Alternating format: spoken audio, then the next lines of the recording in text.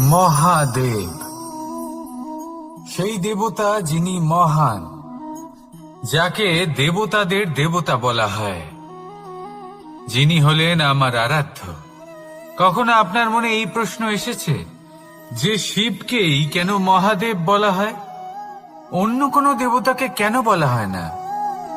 সেই কারণ মহাদেবের মধ্যে, ওনার মধ্যে এমন এক বিশেষ গুণ রয়েছে যা অন্য কারোর নেই। তা হল নিঃস্বার্থ হয়ে মানুষের সেবা করা।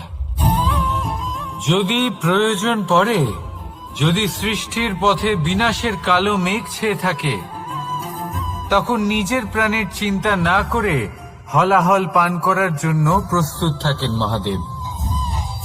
আর এই অদ্বিতীয় ত্যাগের জন্যই শিবকে মহাদেব বলে ডাকা হয়। এবার যদি কোনো মানুষও নিঃস্বার্থ ভাবনার দ্বারা নিজেকে অর্পণ করে দেয় এই জগতের কল্যাণের জন্য, মানুষের সেবার জন্য, তাহলে তিনিও মহাপুরুষ, মহামানব হতে পারেন। যদি কেউ অভুক্ত থাকেন, তাহলে নিজের থালা থেকে অর্ধেক খাবার তাকে দিয়ে দিন। যদি কেউ অসুস্থ হন, তাহলে তাকে সেবা করার, চিকিৎসা করার চেষ্টা করুন। এই জীবন শুধু নিজের জন্য নয়, অন্যদের প্রতি, সমস্ত সংসারের প্রতি উৎসর্গ করুন।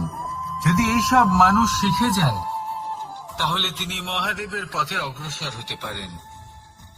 যদি মানুষ নিঃস্বার্থ ভাবনার দ্বারা এই সংসারের সেবা করতে শিখে যান, তাহলে তিনি নিশ্চিত রূপে মহামানব অবশ্যই হতে পারবেন। আসুন আমার সাথে ভালোবেসে বলুন, রাধা রাধা।